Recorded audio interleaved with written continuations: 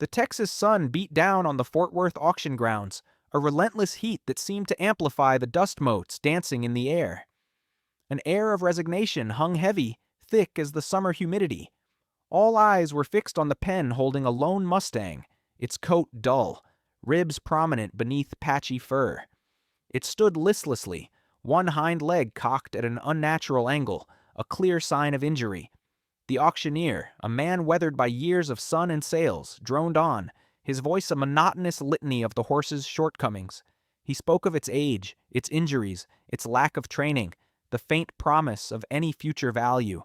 His words painted a bleak picture, and the crowd, a collection of seasoned breeders and ranchers, remained unmoved.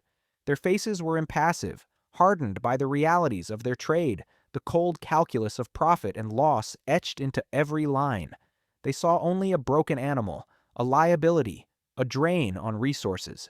Their silence was a brutal judgment, a collective dismissal of the Mustang's inherent worth. Each averted gaze, each shake of the head, was a nail hammered into the coffin of its hope. The auctioneer, sensing the lack of interest, began to rush through his spiel, his voice losing even its perfunctory enthusiasm. He was about to gavel the horse away for a pittance, essentially sentencing it to a bleak end, when a movement broke the stillness. Eli Turner, a figure who had been deliberately keeping to the shadows at the edge of the crowd, raised his hand. It was a slow, deliberate gesture, a stark contrast to the hurried pace of the auction. Eli was a man of few words, a silent observer who preferred the company of his own thoughts. His face, tanned and weathered, revealed nothing of his inner turmoil, but his eyes, usually guarded and distant, held a flicker of something akin to empathy. The impulse had surprised even him. He hadn't come to the auction intending to buy anything, least of all a broken-down Mustang. But something about the horse's despair, its quiet acceptance of its fate, had resonated within him, stirring a long-dormant sense of compassion. The auctioneer paused, momentarily stunned. The gavel hovered in the air, its descent delayed by this unexpected turn of events.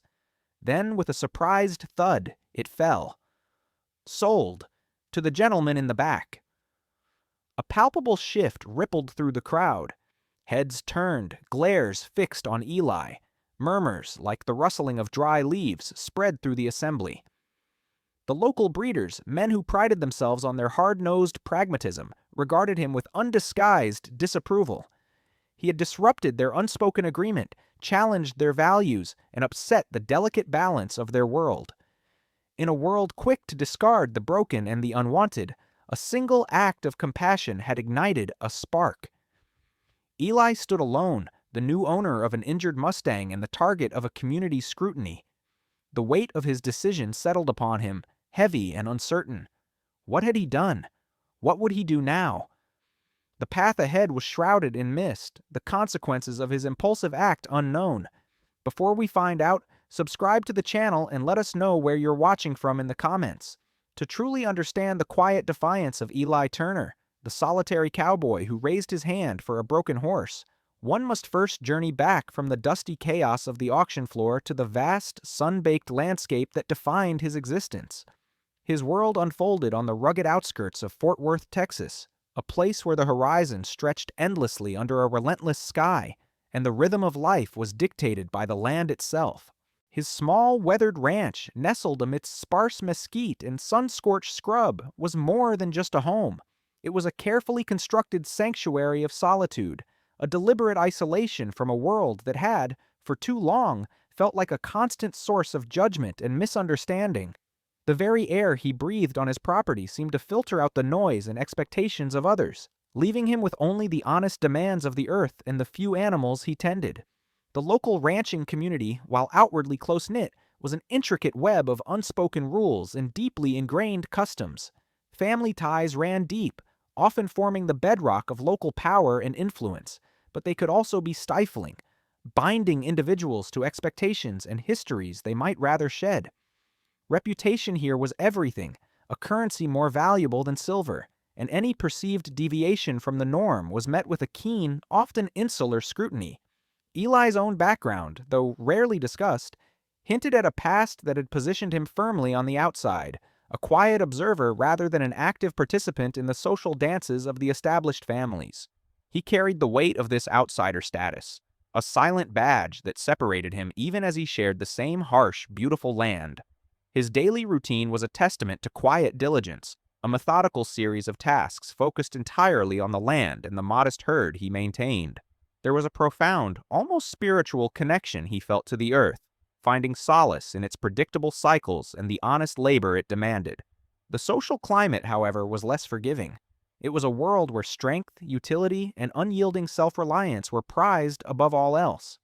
Vulnerability was often not just seen as a weakness, but a liability, something to be hidden, or worse, exploited.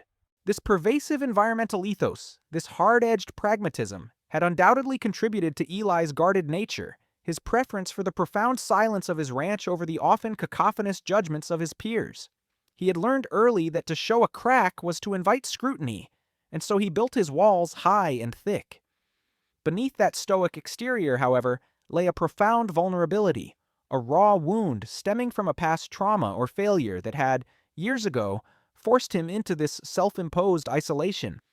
The exact nature of the event remained locked away, a ghost in the quiet corners of his mind, but its impact was undeniable, shaping every decision and every withdrawal. His dream, if he dared to articulate it, was disarmingly simple: to live a life free from the relentless judgment of others, to find a quiet, unburdened peace he genuinely believed he didn't quite deserve. This yearning for acceptance, for a place where he could simply be, simmered beneath the surface of his solitary existence, a fragile ember in the vastness of his quiet despair. This collective mindset of the community, with its unspoken rules that prioritized profit and efficiency over any perceived weakness or damage, subtly acted as a silent antagonist in Eli's life, long before the auction. This rigid worldview explained the widespread dismissal of the injured Mustang, its brokenness a clear signal for discard in a system that valued only peak performance and unblemished potential. It was this very same unforgiving backdrop that had, over time, contributed to Eli's own retreat from society, pushing him further into his solitary ranch life. His spontaneous act of kindness at the auction, therefore, wasn't just a random impulse. It was a deeply resonant, almost inevitable collision with the very forces that had shaped his own life. A moment where the plight of a discarded animal mirrored the quiet, enduring pain of his own past. Eli Turner's solitude wasn't born of choice alone, but forged in the crucible of countless small betrayals and quiet disappointments. His mind, often a quiet landscape of dusty plains and endless skies, now revisited the emotional cracks that had accumulated over years, each memory a tiny fissure widening into a chasm between him and the world he once called home. It wasn't a single, dramatic event, but a slow, insidious erosion of trust, a gradual severing of the connections that once bound him to the Fort Worth ranching community and perhaps even to the expectations of his own kin. He remembered the sting of broken promises, not just words, but the implicit agreements that formed the backbone of a rancher's life. There was the time a neighboring rancher, a man whose word Eli had always respected, reneged on a long-standing grazing agreement, citing some convenient technicality after a particularly dry season. The financial strain was immense, but the deeper wound was the shattering of a belief in the sanctity of a handshake deal, a cornerstone of their Texan way of life. Another memory surfaced, of a prized mare, one he'd spent years training, lost not to illness or accident, but to the sheer negligence of a supposed partner during a shared venture that crumbled under the weight of ambition and dishonesty. These were not mere business setbacks. They were personal affronts that chipped away at his faith in others. Then came the veiled humiliations, subtle yet sharp, like thorns hidden in plain sight. He recalled the knowing glances exchanged by older, established breeders at local livestock auctions when he presented his own, often innovative, ideas. Their condescending smiles, the dismissive wave of a hand, the quiet whispers that questioned his judgment or implied his methods were too soft, too idealistic for the harsh realities of their business. He was the outsider, the one who didn't quite fit the mold of the hard-nosed, profit-driven rancher, and they never let him forget it. These were the moments that slowly, painfully stripped away his self-esteem, driving him further into the quiet refuge of his own ranch and his own company. He'd also endured instances of manipulation and outright injustice, rooted deeply in the competitive, often ruthless, undercurrents of Texas ranching. A land deal that mysteriously fell through, only to see the parcel acquired by a more connected family shortly after. A horse trade where he discovered, too late, he'd been deliberately misled about an animal's lineage, leaving him with a financial loss and a bitter taste of deceit. These experiences, steeped in the fierce independence and sometimes cutthroat nature of the land, solidified a cynical view of human nature within him. He learned that in this world, weakness was often exploited, and sentimentality was a luxury few could afford. These memories, vivid and raw, were not just personal slights. They were firmly grounded in the Texan context, reflecting a community that prized resilience, shrewdness, and an almost brutal pragmatism. The unspoken code was clear: survive, thrive, and show no weakness. It was a world where a man's pride in his ranch was paramount, and a broken animal was simply a liability, not a life to be saved. Eli's gradual adaptation to this reality meant retreating, protecting himself from further harm by minimizing contact. The injured Mustang at the auction, therefore, was not merely a horse in distress. It was a mirror reflecting years of internalized pain, a symbol of everything Eli felt discarded, broken, and undervalued within that very community. His impulsive bid, a solitary hand raised against a sea of indifference, was not a random act of charity. It was the culmination of every broken promise, every veiled humiliation, every injustice he had ever endured. It was a final, public rejection of the very values that had caused him so much suffering. In that moment, Eli wasn't just saving a horse. He was, in a deeply personal act of defiance, standing up for the part of himself that had been discarded, a silent cowboy finally refusing to let another broken spirit be abandoned. The moment Eli's solitary hand dropped back to his side, having secured the injured Mustang, was the quiet prelude to a storm. The air in the auction barn, thick with dust and the scent of livestock, seemed to grow heavier, pressing down on him. News of his unusual purchase, a transaction deemed both foolish and sentimental by the seasoned eyes of the Fort Worth ranching community, spread like wildfire. Within hours, the tale of Eli Turner, the quiet recluse who had bid on a broken horse, had transformed him from an invisible outsider into a subject of intense scrutiny and rampant gossip. Every glance, every hushed conversation, every pointed silence felt directed at him, turning his already solitary existence into a public spectacle. The conflicts, once simmering beneath the surface of polite indifference, now intensified, taking on a sharper edge. Local breeders, men and women whose lives were governed by the unyielding logic of profit and utility, openly expressed their disapproval. Their hard-nosed approach to animal husbandry left no room for what they perceived as weakness or wasted resources.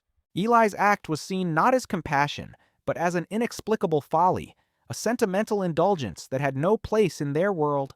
Subtle conflicts emerged in myriad ways: a deliberate cold shoulder at the feed store, a pointed remark about charity cases overheard in passing, or the conspicuous exclusion from the usual morning coffee gatherings at the diner. These were not direct confrontations, but rather a slow, suffocating erosion of the already fragile social acceptance Eli tenuously held. Discussions about Eli's folly became commonplace, echoing through the dusty aisles of the hardware store and across the fences separating properties. These conversations were often laced with thinly veiled criticism of his past, his isolated lifestyle, and his perceived lack of pragmatism. The pressure mounted, a relentless, unspoken judgment from neighbors he'd known his whole life, from distant relatives who now looked at him with pity or disdain, and from former colleagues who subtly questioned his competence. The community's collective disapproval began to construct an invisible, yet impenetrable wall around him. His ranch, once a sanctuary of solitude, now felt like a lonely island, his already solitary existence made even more suffocating by the weight of their collective gaze. The collective antagonist, the community's rigid mindset that valued strength and discarded weakness, became more pronounced, its posture worsening with each passing day. Specific individuals, often the most vocal and entrenched in traditional thinking, acted as conduits for this antagonism. They might spread rumors about the Mustang's true condition, exaggerating its injuries or suggesting it was beyond saving. Whispers circulated about Eli's financial stability, implying he was throwing good money after bad.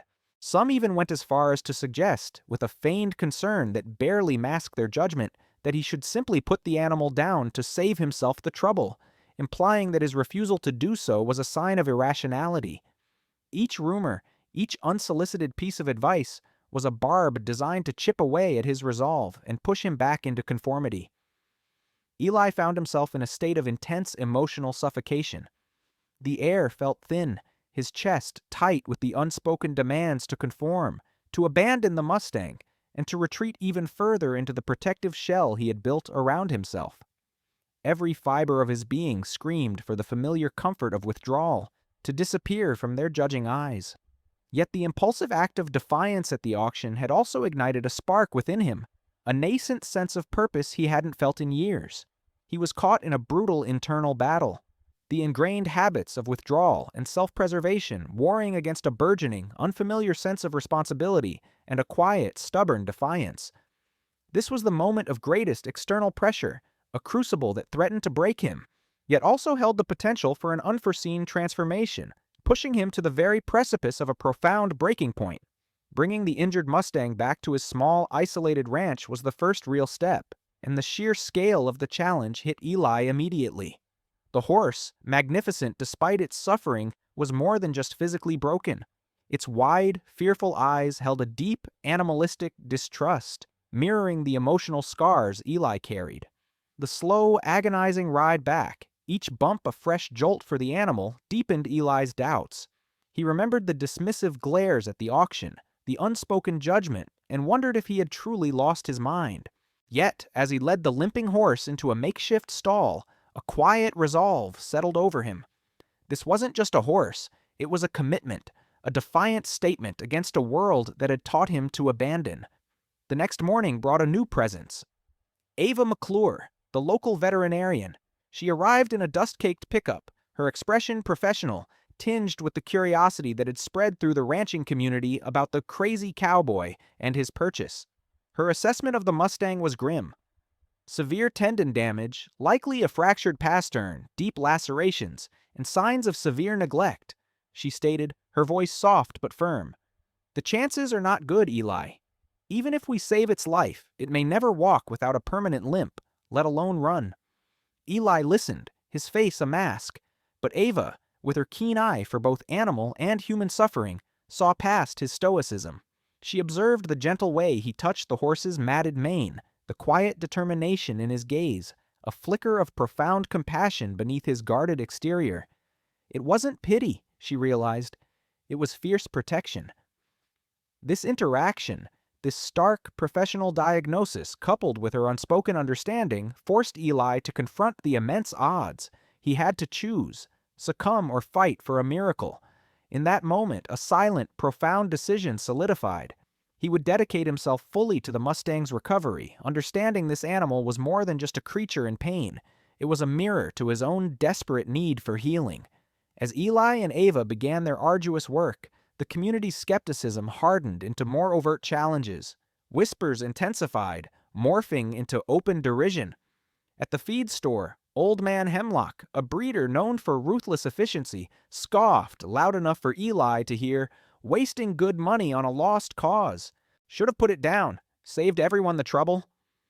A distant cousin even approached him with a generous offer to buy the Mustang for salvage, implying Eli was too soft-hearted to make the right decision. "Think of your reputation, Eli," he'd said. "This ain't doing you any favors." These external pressures were a constant, insidious test of his resolve, each comment a fresh barb, each dismissive look attempting to undermine his burgeoning purpose. They presented constant opportunities for him to give up, to retreat to the familiar solace of his isolation. Yet, through the arduous day-to-day work of caring for the Mustang, a deeper truth was exposed for Eli. The physical act of nursing the horse back to health, cleaning festering wounds, administering bitter medicine, patiently coaxing the traumatized animal to accept his touch, became a powerful metaphor for his own internal healing. He spent hours simply sitting with the horse, talking to it in a low, soothing voice, feeling a connection he hadn't experienced in years. With each small sign of progress, each twitch of an ear, each tentative step the Mustang took, Eli felt a corresponding shift within himself. He realized that the Mustang's journey to recovery was inextricably linked to his own reconciliation with his past, with the parts of himself he had deemed broken and unworthy. Ava, witnessing this quiet transformation, saw the true Eli emerge. She saw not just a man caring for an animal, but a soul finding its way back to itself. Her validation, her quiet nods of approval, her shared moments of hope and despair, offered him a rare, genuine human connection he hadn't dared to seek. This was the moment the narrative pivoted. Eli fully embraced his role as the Mustang's savior, and in doing so began the slow, painful, yet ultimately redemptive journey of saving himself. The commitment Eli made, that silent, profound vow to the injured Mustang, immediately plunged him into a crucible of suffering and profound challenge. The initial surge of defiant purpose, the quiet triumph of his decision, quickly gave way to the brutal reality of the task at hand. Doubt, a venomous whisper from his past, began to coil around his resolve. Could he truly save this broken creature? The fear that his monumental efforts might ultimately be in vain gnawed at him, a constant low thrum beneath the surface of his stoicism. Old feelings of shame and inadequacy, dormant for years, resurfaced, reminding him of past failures, of times when his best intentions hadn't been enough. He battled these internal demons even as he battled the horse's physical agony. The physical toll was immense. Round-the-clock care for the Mustang became his life, a relentless cycle of cleaning festering wounds, administering pain medication, coaxing the wary animal to eat, and simply sitting with it, offering a silent, steady presence. Sleep became a luxury, his days a blur of exhaustion. The emotional strain was equally crippling. Moments of profound vulnerability would ambush him, leaving him slumped against the stall wall, wondering if he was truly capable of such a monumental undertaking. His own ranch, a testament to his self-reliance, began to show signs of neglect. Fences needed mending, other animals required less urgent but still vital attention, and the fields lay waiting. This visible struggle only served to fuel the relentless gossip that swirled through the small Fort Worth community, solidifying the narrative of Eli Turner, the foolish cowboy who'd bitten off more than he could chew. Amidst this maelstrom, Ava McClure emerged as a steadfast, indispensable ally. Her medical expertise was, of course, invaluable. She guided him through complex wound care, adjusted medication dosages, and provided prognoses that, while often grim, were always delivered with a professional, yet compassionate candor. But beyond her veterinary skills, it was her unwavering belief in Eli and the Mustang that provided the most crucial emotional support. She saw through his stoic facade to the silent struggle beneath, recognizing the depth of his commitment. Her quiet encouragement, her shared moments of hope and despair, became a vital bridge between Eli and the outside world, a world he had deliberately shut himself off from for so long. She understood that this was more than just a case. It was a desperate quest for healing for both man and beast. Conversely, many community members remained deeply skeptical, their initial disapproval hardening into open hostility. Some, particularly the more traditional and pragmatic breeders, saw his efforts as a dangerous precedent, a sentimental weakness that threatened the hard-nosed efficiency of their livelihood. There were more direct confrontations now, veiled accusations of neglecting his own ranch, or thinly disguised attempts to undermine his efforts by suggesting the horse was suffering needlessly and should be put down. "It's a mercy, Eli," they'd say, their eyes devoid of it. Yet the community wasn't monolithic. Others, perhaps a quiet few who understood the unspoken language of hardship, began to observe Eli's tenacity from a distance. A bag of feed left anonymously by his gate, a brief, knowing nod in town that spoke volumes more than words, a small, unsolicited offer of help with a mending fence. These gestures, rare and almost imperceptible, revealed the nuanced dynamics beneath the surface of the unified skepticism, hinting at a quiet shift in some hearts. The Texan ranching culture profoundly influenced these reactions. The ingrained emphasis on rugged individualism and self-reliance meant Eli's struggle was largely his own. While neighbors might gossip, few would openly intervene or offer sustained, tangible help, believing a man should handle his own burdens. Yet the community's pervasive gossip network ensured his every move was scrutinized, his every setback amplified. The deeply held value placed on strong, unblemished animals, those capable of work or breeding, made his dedication to the injured Mustang seem radical, bordering on madness to many. It challenged their core beliefs about utility and profit, making Eli's actions a silent yet profound rebellion against their established norms. This period of intense physical and emotional labor had a profound psychological impact on Eli. He grappled with isolation more acutely than ever, the weight of his solitary decision pressing down on him. Yet, paradoxically, a burgeoning sense of purpose began to take root. The Mustang's slow, agonizing recovery, marked by tiny, almost imperceptible improvements, mirrored his own internal battle. Each cleaned wound, each tentative step the horse took, each flicker of trust in its eyes, forced him to confront his deepest fears and to develop an unprecedented level of patience and resilience. He began to understand that true strength lay not in avoiding pain, but in enduring it with compassion. He was learning to heal, not just the horse, but the broken parts of himself, one agonizing, hopeful day at a time. The Mustang, once a symbol of his past pain, was slowly becoming a beacon of his future hope.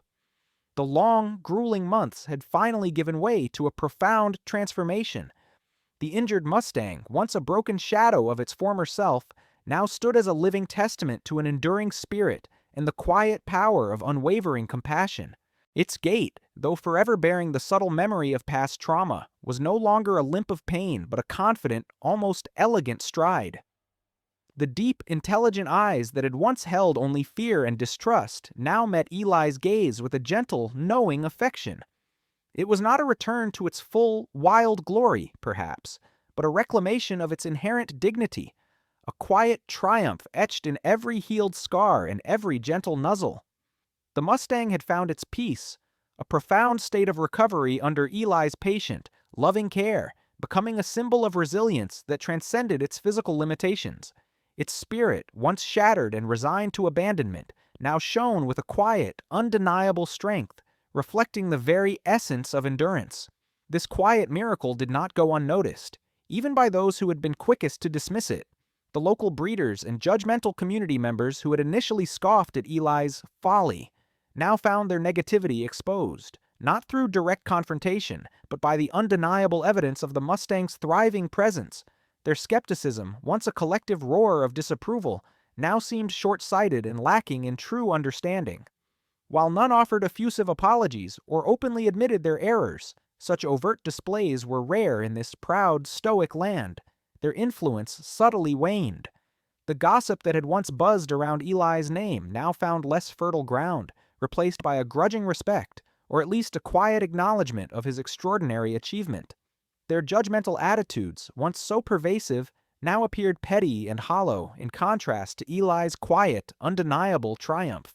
Their fall was not a dramatic collapse, but a gradual fading into irrelevance, their rigid worldview challenged by an act of pure, unadulterated kindness. For Eli, the Mustang's recovery was inextricably linked to his own. He had found the reconciliation with himself he had so desperately sought, not through grand gestures, but in the mundane, demanding rhythm of daily care. He accepted his past, the perceived failures and the deep-seated wounds, understanding now that his act of kindness toward the Mustang had not only healed the animal, but had also mended old scars within his own soul. The self-imposed isolation that had defined his existence for so long began to give way, not necessarily to a full re-entry into the gossiping community, but into a life imbued with a new sense of purpose and genuine connection. His relationship with Ava McClure, the steadfast veterinarian, had blossomed into a bond far deeper than professional respect. Through countless hours spent tending to the Mustang, sharing quiet moments of hope and despair, they had forged a connection built on shared values, mutual respect, and an unspoken understanding of each other's quiet strengths. She offered him a companionship he never thought possible, a rare and precious gift. His ending was not a fairy tale of sudden riches or widespread acclaim, but a deeply human journey of self-acceptance, hard-won peace, and renewed hope. He had learned to trust again, to open his heart to both vulnerability and connection. He often stood by the fence line, watching the Mustang graze peacefully, its coat gleaming in the Texas sun. In those moments, he understood the profound connection between his past, his present, and the future unfolding before him. He realized that true strength lay not in avoiding vulnerability, nor in hardening oneself against the world's blows, but in embracing it with compassion, for others and for oneself. Saving another creature, one that mirrored his own feelings of being broken and discarded, had allowed him to finally save himself. The Mustang, no longer just a rescued animal, but a trusted companion, stood as a living testament to this transformative journey, a silent partner in his quiet redemption. It was a powerful reminder that even the most broken spirits could find healing and purpose, and that the deepest wounds were not meant to be simply endured, but to be mended. In the quiet heart